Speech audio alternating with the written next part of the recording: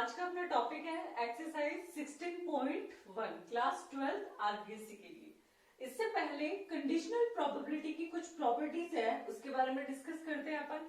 तो सबसे फर्स्ट जो प्रॉपर्टी है वो क्या है, प्रोबेबिलिटी। मान लीजिए आपके पास कोई सैंपल स्पेस है, ठीक है, एनी सैंपल स्पेस एस। अब आप सब जानते हो कि जब इस सैंपल स्पेस की अपन बात करते हैं तो इसकी जो प्रोबेबिलिटी होती है वो क्या होती है, 1 होती है। ठीक है, किसी भी सैंपल स्पेस की जो प्रोबेबिलिटी है, जैसे एक सिक्के को, ठीक है, एक सिक्के को अपन ने उछाला तो उसके क्या क्या चांसेस हो सकते हैं, या तो हेड आ सकता है या फिर टेल आ सकता है। तो हेड आने की प्रोबेबिलिटी हाफ और टेल आने की प्रोबेबिलिटी वो भी क्या है आपकी, हाफ है। तो टोटल प्रोबेबिलिटी मतलब उसके सैंपल स्पेस की जो प्रोबेबिलिटी है वो क्या हो गई, 1 हो गई। तो इसी तरह मान लीजिए आपके पास कोई सैंपल स्पेस है और इसमें मैंने कोई इवेंट एफ डिफाइन किया है, ठीक है। अब वो बोल रहे हैं कि एफ जो इवेंट है वो हो चुका है और एफ की ही प्रोबेबिलिटी फाइंड कीजिए, ठीक है। तो उसकी प्रोबेबिलिटी क्या होगी, 1 होगी ना, 1 ही होगी। क्यों? क्योंकि कोई इवेंट आपका हो चुका है और उसी की आप प्रोबेबिलिटी फाइंड कर रहे हो, या फिर ये कह दो उसी सैंपल स्पेस की प्रोबेबिलिटी फाइंड कर रहे हो। तो यहाँ पर उसकी जो कंडीशनल प्रोबेबिलिटी होगी, यहाँ पर अपन किसकी बात कर रहे हैं, कंडीशनल प्रोबेबिलिटी की, तो वो क्या होगी, 1। सेकंड में देखिए ए यूनियन बी, मतलब किसी सैंपल स्पेस में अपन ने कोई दो इवेंट डिफाइन किए हैं, ए और बी। अब इस इवेंट के बारे में बात करते हैं, ठीक है, कि भाई ए यूनियन बी क्या होगा। तो देखिए ए यूनियन बी, नॉर्मली जब अपन ए यूनियन बी को लिखते हैं तो देखिए क्या लिखते थे भाई, यदि आपके पास कोई इवेंट है तो उसके ए यूनियन बी को अपन क्या लिखते थे, probability of A plus probability of B minus probability of A intersection B, यही लिखते थे। अब अपन को क्या करना है, एफ जो है वो हो चुका है पहले से, तो अपन को ए और बी के कंडीशन, ए यूनियन बी की कंडीशनल प्रोबेबिलिटी फाइंड करनी है। तो उस कंडीशन में क्या करेंगे अपन, एफ के ए के साथ में क्या आ जाएगा, डिवाइडेशन में एफ आ जाएगा। सिमिलरली ये फॉर्मूला है, सिर्फ आपके अपॉन में क्या आया हुआ है, एफ आ गया। तो ये हो गया अपने पास किसका, देखिए नॉर्मल ए यूनियन बी का फॉर्मूला अपन को पता है कि भाई ये होता है। तो अपन नॉर्मल कंडीशनल प्रोबेबिलिटी उन्हीं फॉर्मूला के ऊपर अपने लागू होगी। तो यहाँ पर एफ दिया हुआ है तो अपने पास जो डिवाइड है उसके अंदर क्या आ जाएगा, एफ आएगा। क्यों? क्योंकि एफ जो है वो पहले से अगर हो चुका वो वाला इवेंट है, तो कंडीशनल प्रोबेबिलिटी में वो हमेशा नीचे ही आता है, ठीक है। अब अपन बात करते हैं इसी के अंदर, एक तो कब हुआ जब अपने पास ए और बी कोई नॉर्मल दो इवेंट लिए है। अब अपन ने कंडीशन लगा दी कि यदि ये दोनों इवेंट म्यूचुअली एक्सक्लूसिव इवेंट हैं। देखिए म्यूचुअली एक्सक्लूसिव इवेंट का नाम आते ही आपके पास एक कंडीशन आती है, A intersection B is equal to 5, ठीक है। मतलब कोई दो इवेंट है और इन दोनों इवेंट का इंटरसेक्शन 5 है, इसका मतलब इनकी जो प्रोबेबिलिटी होगी वो भी क्या होगी, 0 होगी। यदि इन दोनों में कोई एलिमेंट नहीं है तो उसकी प्रोबेबिलिटी क्या होगी, 0 होगी। कॉमन एलिमेंट नहीं है तो उसकी प्रोबेबिलिटी क्या होगी, 0 होगी। और इस कंडीशन में जब ए इंटरसेक्शन बी आपकी जो प्रोबेबिलिटी है वो 0 होगी, तो यहाँ पे पुट करो इसकी प्रोबेबिलिटी 0, तो ये पूरा का पूरा जो पार्ट है वो क्या हो जाएगा, 0 हो गया। तो इस कंडीशन में अपने पास ए यूनियन बी जो है वो केवल ए की कंडीशनल प्रोबेबिलिटी और बी की कंडीशनल प्रोबेबिलिटी इन दोनों के एडिशन के इक्वल होगा। कब? जब आपके ए और बी दोनों म्यूचुअली एक्सक्लूसिव इवेंट है, ये तब की बात है। अब थर्ड अपना पास है जो प्रॉपर्टी है वो क्या है, कोई इवेंट ई है और एक इवेंट एफ है। तो ई डैश, देखिए नॉर्मल जब अपन किसी इवेंट की बात करते थे कि भाई आपके पास ई की प्रोबेबिलिटी है, ठीक है, अब आपको ई डैश निकालना है तो आप क्या करते थे, ई डैश निकालने के लिए 1 माइनस पीई, यही करते थे। सिमिलरली वही आपको कंडीशनल प्रोबेबिलिटी में करना है। यदि आपको डैश निकालना है तो ई की कंडीशनल प्रोबेबिलिटी को आप 1 में से माइनस कर दो, तो ई डैश की कंडीशनल प्रोबेबिलिटी आप फाइंड कर सकते हो। तो ये आपके पास 3 या 4 प्रॉपर्टीज हैं जो अपन क्वेश्चंस में यूज में लेंगे। तो चलिए अब हम करते हैं एक्सरसाइज के क्वेश्चन। फर्स्ट क्वेश्चन जो है उसमें क्या लिखा हुआ है, आपसे ए की कंडीशनल प्रोबेबिलिटी पूछी है, साथ में ए की प्रोबेबिलिटी दी हुई है, ठीक है, बी की भी दी हुई है और इंटरसेक्शन जो है उसकी प्रोबेबिलिटी भी आपके पास गिवन है। तो इसका मतलब इस कंडीशन में ए की कंडीशनल प्रोबेबिलिटी फाइंड करनी है किसके रेस्पेक्ट में, जब आपका बी जो है वो अकर हो चुका है। तो उस कंडीशन में देखिए पी ए की कंडीशनल प्रोबेबिलिटी, सॉरी ए की कंडीशनल प्रोबेबिलिटी जो है वो किसके इक्वल होती है, ए इंटरसेक्शन बी, और नीचे क्या आएगा, जो आपका अकर हो चुका है, या फिर जो आपका पहले से दिया हुआ इवेंट कि ये जो इवेंट है वो अकर हो चुका है। ठीक है, तो ऐसे इवेंट को अपन को नीचे लेना है और ए की कंडीशनल प्रोबेबिलिटी फाइंड करनी है।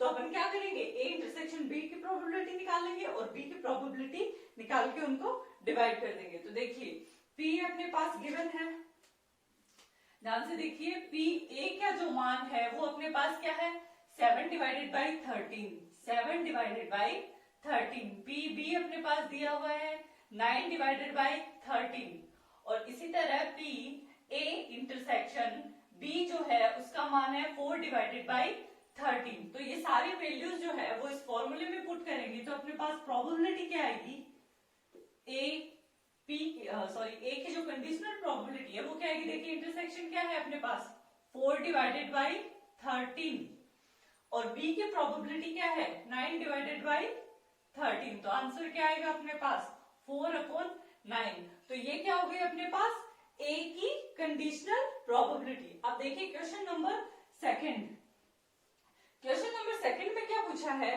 बी की प्रोबेबिलिटी आपके पास गिवन है, ठीक है, और इंटरसेक्शन का जो पार्ट है वो भी गिवन है। तो आपको पूछा गया इसमें ए की कंडीशनल प्रोबेबिलिटी पूछी है। तो देखिए ए की कंडीशनल प्रोबेबिलिटी क्या होगी, ये फॉर्मूला यूज आएगा अपने, तो यहाँ पे लिखिए पी ए की कंडीशनल प्रोबेबिलिटी जो है वो किसके इक्वल होगी, ए इंटरसेक्शन बी की प्रोबेबिलिटी जो कि क्या है 0.32, एंड डिवाइड में आपके पास क्या है 0.0 जो कि क्या है पी बी, तो यहाँ पे आएगा 0.0। तो अपने पास वैल्यू जो आएगी वो क्या आएगी 32/50। ठीक है, तो ये अपने पास किसकी वैल्यू आ गई, ए की कंडीशनल प्रोबेबिलिटी। ठीक है, अब क्वेश्चन नंबर थर्ड में देखिए, थर्ड में आपको क्या पूछा है, ए की और बी की कंडीशनल प्रोबेबिलिटी जो है वो इक्वल है। यहाँ पे देखिए P A is equal to P B is equal to 4/13। इसका मतलब है कि इन दोनों की प्रोबेबिलिटी सेम है। अब यहाँ पर बात करते हैं कि ए की कंडीशनल प्रोबेबिलिटी इस बार आपको गिवन है, क्या है, ए की कंडीशनल प्रोबेबिलिटी गिवन है, तो आपको ए यूनियन बी की प्रोबेबिलिटी फाइंड करनी है। तो सबसे पहले इससे आप क्या निकाल सकते हो, ए इंटरसेक्शन बी निकाल सकते हो। ध्यान से देखिए थर्ड क्वेश्चन में फाइंड क्या करना है अपने को, फाइंड अपन को करना है ए यूनियन बी की कंडीशनल प्रोबेबिलिटी। तो इसका फॉर्मूला क्या होता है, सबसे पहले तो P A plus P B and minus P A intersection B. अब देखिए इंटरसेक्शन आपको दिया हुआ नहीं है, तो सबसे पहले आपको क्या फाइंड करना है, पी ए इंटरसेक्शन बी किसके इक्वल होगा, ध्यान से देखो पी ए इंटरसेक्शन बी जो है वो किसके इक्वल होगा, पी ए की कंडीशनल प्रोबेबिलिटी मल्टीप्लाई में पी बी। तो यहाँ से फॉर्मूला क्या हो सकता है आपके पास, ए की कंडीशनल प्रोबेबिलिटी एंड मल्टीप्लाई में बी की प्रोबेबिलिटी। तो देखिए ए की कंडीशनल प्रोबेबिलिटी है, उसका मान आपको दिया हुआ है 2/5। तो ये वैल्यू जो है वो जैसे ही अपन पुट करेंगे तो अपने पास वैल्यू क्या आएगी 2/5 तो आ गई कंडीशनल प्रोबेबिलिटी, और बी की जो प्रोबेबिलिटी है वो आपके पास है 5/13, 5/13। तो ये कैंसिल हो गया, तो अपने पास ए इंटरसेक्शन बी जो आया वो क्या आएगा, ए इंटरसेक्शन बी की जो प्रोबेबिलिटी है वो अपने पास क्या आएगी 2/13। अब आपको क्या फाइंड करना है, ए यूनियन बी की प्रोबेबिलिटी। तो देखिए ए यूनियन बी किसके इक्वल आएगा, पी ए और पी बी, मतलब 5/13 प्लस 5/13, 5/13 प्लस 5/13। ठीक है, माइनस में इंटरसेक्शन आता है ना, ये रहा, तो इसकी वैल्यू क्या है 2/13। तो ये आपके पास क्या आएगा, पी ए यूनियन बी। देखिए एलसीएम लेंगे अपने पास, तो अपने पास आएगा 13, 5 5 10 माइनस 2, तो वैल्यू क्या आएगी 8/13। तो ये अपने पास आ गया A यूनियन B। तो ये हो गया क्वेश्चन नंबर 3। अब देखते हैं नंबर 4। क्वेश्चन नंबर 4 में क्या पूछा है, A की कंडीशनल प्रोबेबिलिटी पूछी है और B की कंडीशनल प्रोबेबिलिटी। तो वही है अपने पास फॉर्मूला क्या होता है भाई, A की जो कंडीशनल प्रोबेबिलिटी है उसका फॉर्मूला होता है P A intersection B divide में P B। ये कब होगा, जब A की कंडीशनल प्रोबेबिलिटी फाइंड करनी है, और जब B की कंडीशनल प्रोबेबिलिटी फाइंड करनी हो तो आपके पास क्या चेंजेस होगा, इंटरसेक्शन वाला पार्ट तो वही रहेगा, सिर्फ यहाँ पे आपके पास P A आ जाएगा। ठीक है, तो इसमें वैल्यू पुट करते हैं अपन। सबसे पहले P A का जो मान है वो क्या है 0.6 और 0.3 जो है वो B का मान है। तो देखिए यहाँ से सबसे पहले A की कंडीशनल प्रोबेबिलिटी निकालते हैं अपन। A इंटरसेक्शन B की प्रोबेबिलिटी क्या है 0.2। ठीक है, तो ये आ गई अपने पास 0.2 A इंटरसेक्शन B की प्रोबेबिलिटी। अब यहाँ पे अपने पास क्या आएगा PB, तो PB की वैल्यू क्या है 0.3। तो अपने पास इसकी कंडीशनल प्रोबेबिलिटी आएगी 2/3। सिमिलरली B/A जब फाइंड करेंगे तो क्या आएगा, देखिए इंटरसेक्शन वाला पार्ट सेम आएगा, तो यहाँ पे तो आएगा 0.2 और A जो आएगा यहाँ पे देखिए इस पर क्या है PA, तो PA का मान क्या है 0.6। तो अपने पास वैल्यू जो आएगी वो क्या आएगी 2/6 इज इक्वल टू 1/3। तो ये आ गई अपने पास B की कंडीशनल प्रोबेबिलिटी और ये आ गई A की कंडीशनल प्रोबेबिलिटी। तो 4th क्वेश्चन भी हो गया अपना। अब देखते हैं 5th क्वेश्चन। ध्यान दीजिए 5th क्वेश्चन में आपको 3 पार्ट पूछा है, A इंटरसेक्शन B फाइंड करना है, यूनियन फाइंड करना है और सेकंड में A की कंडीशनल प्रोबेबिलिटी फाइंड करनी है। और गिवन क्या है A की प्रोबेबिलिटी, B की प्रोबेबिलिटी और B की कंडीशनल प्रोबेबिलिटी। तो ध्यान दीजिए सबसे पहले इंटरसेक्शन वाला पार्ट अपन फाइंड करेंगे किससे, इजी सा फॉर्मूला है, देखिए P। ध्यान दीजिए यहां से जब अपने को B की कंडीशनल प्रोबेबिलिटी गिवन हो तो अपन A इंटरसेक्शन B निकाल सकते हैं, इसको इधर मल्टीप्लाई कर दो। तो इससे देखिए फॉर्मूला क्या बनेगा, P A intersection B is equal to अपने पास बन जाएगा P B/A multiply by PA। ठीक है, तो इसके इक्वल में ये वाला पार्ट आ गया। तो यहां से ध्यान दीजिए फॉर्मूला क्या बना अपना, A intersection B is equal to conditional probability of B multiply by probability of A। तो ये अपने पास फॉर्मूला बन गया, इसमें वैल्यू पुट कीजिए। तो अपने फर्स्ट जो पार्ट है उसका आंसर क्या आएगा, देखिए P A intersection B, B की कंडीशनल प्रोबेबिलिटी क्या है 0.4 मल्टीप्लाई बाई A की प्रोबेबिलिटी क्या है 0.8। तो अपने पास आएगा 0.32। ये तो क्या आ गया अपने पास A इंटरसेक्शन B की प्रोबेबिलिटी। अब अपन को फाइंड क्या करना है, सेकंड में क्या फाइंड करना है, देखिए A की कंडीशनल प्रोबेबिलिटी ये फाइंड कर सकते हो। देखिए इंटरसेक्शन आ गया तो कोई दिक्कत नहीं आएगी। फॉर्मूला क्या होता है, A की कंडीशनल प्रोबेबिलिटी फाइंड करने के लिए ये रहा फॉर्मूला। इंटरसेक्शन की वैल्यू क्या है अपने पास 0.32 और B की कंडीशनल प्रोबेबिलिटी क्या है, देखिए 0.5। तो वैल्यू क्या आएगी अपने पास 32/50। अब अपन बात करते हैं किसकी, नेक्स्ट है P A union B। Union B का जो फॉर्मूला होता है वो क्या होता है PA की वैल्यू क्या है 0.8 प्लस ध्यान दीजिए PB की वैल्यू क्या होती है 0.5 माइनस PA इंटरसेक्शन B, मतलब इंटरसेक्शन का की जो प्रोबेबिलिटी है वो क्या होगी 0.32। तो यहाँ पे इसको सॉल्व करेंगे तो अपने पास आएगा 1.3 माइनस 0.32। तो वैल्यू क्या आएगी 0.98। तो ये हो गया अपने पास क्वेश्चन नंबर 5। अब देखते हैं क्वेश्चन नंबर 6। क्वेश्चन नंबर 6 में क्या पूछा है अपने पास कि एक फैमिली में 2 बच्चे हैं। तो देखिए इसका सैंपल स्पेस क्या बनेगा, या तो दोनों जो है क्या हो सकते हैं बॉय हो सकते हैं, या फिर एक जो है वो लड़का दूसरा लड़की हो सकता है, या फिर आपके पास पहला जो बच्चा है वो क्या हो सकता है गर्ल या फिर दूसरा बॉय। फोर्थ बनेगा कि दोनों जो बच्चे हैं वो क्या हो सकते हैं गर्ल्स हो सकते हैं। तो इसका मतलब ये तो हो गया अपने पास सैंपल स्पेस। अब आपको क्या पूछा है साथ में दिया हुआ है कि भाई जो ए इवेंट है वो तो मैंने मान लिया, देखो दो कंडीशन दी हुई है। एक कंडीशन में तो ये पूछा है कि एटलीस्ट एक आपका जो है वो बॉय होना चाहिए, तो उसको तो मैंने क्या माना है ए, जिसमें एटलीस्ट वन मतलब कम से कम एक लड़का होना चाहिए। तो कम से कम में देखो एक ही आ गया, कम से कम एक ही आ गया, ज्यादा से ज्यादा दो हो सकते हैं। तो ये तो अपने पास एक ही इवेंट या फिर एक का जो सैंपल स्पेस बन गया। अब बी की बात करते हैं, उसमें क्या पूछा है, एक इवेंट आपको दिया हुआ है, सॉरी एक इवेंट जिसकी कंडीशनल प्रोबेबिलिटी आपसे पूछी है वो क्या है कि भाई जो दोनों बच्चे हैं वो क्या होने चाहिए, लड़के होने चाहिए। तो ये अपने पास दिया हुआ है कि दोनों बच्चे लड़के होने चाहिए, तो बी के अंदर आपके पास बी और बी आएगा। अब इस आपसे पूछा क्या है, कंडीशनल प्रोबेबिलिटी ऑफ बी, इसका मतलब आपको बी अपॉन ए पूछा है, ठीक है। तो यहां से आपको क्या लिखोगे, P A intersection B divided P A, ठीक है। अब P A intersection B, P A intersection B पूछा है, तो सबसे पहले तो देखिए ए इंटरसेक्शन बी फाइंड करना पड़ेगा आपको।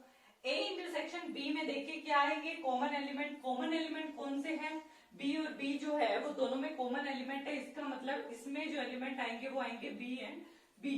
तो ये आपके पास क्या हो गया, कॉमन एलिमेंट। तो इसकी प्रोबेबिलिटी क्या आ जाएगी, पी ए इंटरसेक्शन बी क्या आएगा आपके पास 1/4।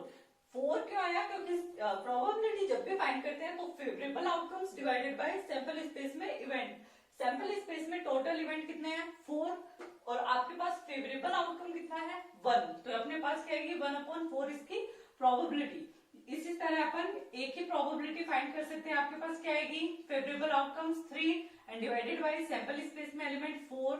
सिमिलरली पी बी भी फाइंड कर सकते हैं 1/4। अब आपको फाइंड क्या करना है, कंडीशनल प्रोबेबिलिटी ऑफ बी।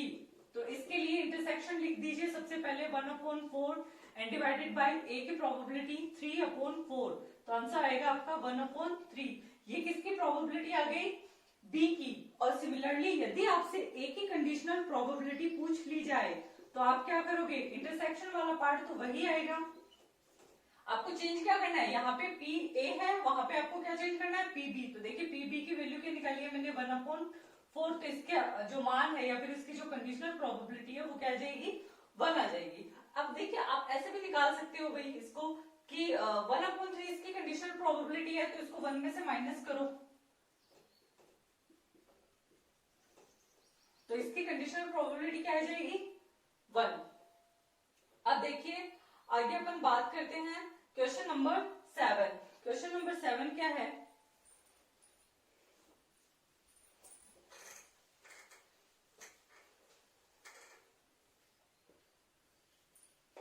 अब देखिए क्वेश्चन नंबर 7। क्वेश्चन नंबर 7 में आपके पास सैंपल इसमें क्या दिया हुआ है, देखिए एक कॉइन जो है दो कॉइन को आपको टॉस करना है, तो सैंपल स्पेस क्या बनेगा, दोनों हेड हो सकते हैं, एक हेड एक टेल, एक टेल एक हेड और दोनों टेल हो सकते हैं। ये तो बन गया आपके पास सैंपल स्पेस जिसमें टोटल कितने नंबर ऑफ एलिमेंट्स हैं 4। अपने को फाइंड क्या करनी है, ए की कंडीशनल प्रोबेबिलिटी फाइंड करनी है। इसमें दो पार्ट दिए हुए हैं, ए और बी इवेंट कुछ इस प्रकार से दिए हुए हैं। तो देखिए फर्स्ट ए जो दिया हुआ है उसमें दिया हुआ है कि टेल अपीयर मतलब टी आना चाहिए, और इसमें दिया हुआ है कि हेड अपीयर हेड आना चाहिए। तो सिर्फ टेल आना चाहिए, इसका मतलब ये आ गया 1 टेल आना चाहिए, ठीक है। देखिए इसका इवेंट का मतलब क्या है 1 टेल अपीयर और इसमें 1 हेड अपीयर, तो दोनों में एलिमेंट तो सेम है। तो सबसे पहले तो अपन पी ए की कंडीशनल प्रोबेबिलिटी फाइंड करने के लिए इसका फॉर्मूला होता है P A intersection B divided by P B, ये तो फॉर्मूला हो गया। अब आपको क्या चाहिए, सबसे पहले ए इंटरसेक्शन बी चाहिए। तो देखिए ए इंटरसेक्शन बी, ध्यान दीजिए ए और बी में इंटरसेक्शन मतलब दोनों में कॉमन एलिमेंट क्या है, यही है दोनों। तो दोनों में जब अपन कॉमन एलिमेंट निकालेंगे तो देखिए टी एच जिसमें भी है और एच टी भी दोनों में है, तो दोनों में कॉमन एलिमेंट भी क्या आ गए, सेम कॉमन एलिमेंट आ रहे हैं। अब ध्यान दीजिए ये तो हो गई कॉमन एलिमेंट की बात। अब अपने को क्या चाहिए, इसकी प्रोबेबिलिटी, ए इंटरसेक्शन बी की प्रोबेबिलिटी। तो देखिए 2/4 1/2। सिमिलरली ए की जब प्रोबेबिलिटी फाइंड करेंगे तो क्या आएगा अपने पास 2/4, इट मींस 1/2। सिमिलरली बी की प्रोबेबिलिटी भी आपके पास 1/2 आएगी, क्यों, क्योंकि तीनों में ही एलिमेंट सेम है इसलिए तीनों की प्रोबेबिलिटी जो है वो सेम आएगी। अब इसमें क्या करोगे आप, फॉर्मूले में वैल्यूज पुट करने पर आपके पास आंसर क्या आएगा 1/2 डिवाइडेड बाय 1/2 आंसर आएगा 1। इसका मतलब ए की जो कंडीशनल प्रोबेबिलिटी है वो आपको क्या मिली है 1। तो ये हो गया अपने पास फर्स्ट पार्ट। सेकंड पार्ट ध्यान दीजिए, सेकंड पार्ट में आपसे क्या पूछा गया है, इसमें पूछा गया है कि ओनली हेड आना चाहिए और इसमें ये बताया गया है कि सिर्फ टी आना चाहिए। ठीक है, तो यहाँ पे अपन को फाइंड क्या करना है, जब ए इवेंट तो इस तरह से डिफाइन किया गया है और बी इवेंट इस तरह से डिफाइन किया गया है कि भाई इसमें तो सिर्फ एच आना चाहिए और इसमें सिर्फ टी आना चाहिए, तो बी अपॉन ए अपॉन बी फाइंड करना है, मतलब ए की कंडीशनल प्रोबेबिलिटी फाइंड करनी है। तो देखिए सबसे पहले तो आपको क्या चाहिए, A intersection B. A intersection B क्या होगा भाई 5, क्यों, क्योंकि दोनों में कोई भी कॉमन एलिमेंट नहीं है, दोनों में कॉमन एलिमेंट नहीं है, तो इसका मतलब यदि किसी इवेंट में आपका जो इंटरसेक्शन है वो 5 आता है तो उसकी प्रोबेबिलिटी हमेशा क्या होगी 0, और यदि प्रोबेबिलिटी 0 है तो इसका मतलब 0 डिवाइडेड बाय क्या करना है आपको, किसकी प्रोबेबिलिटी लिखनी है पी बी की। तो देखिए पी बी की प्रोबेबिलिटी यहाँ से फाइंड कीजिए 1/4। फेवरेबल आउटकम आपके पास 1 है और टोटल आउटकम्स जो है सैंपल स्पेस में वो 4 है, तो यहाँ पे आएगा 1/4। अब 0 को किससे भी डिवाइड करो क्या आएगा 0। इसका मतलब ए की कंडीशनल प्रोबेबिलिटी जो है वो आपके पास क्या आएगी 0। तो ये हो गया क्वेश्चन नंबर 7।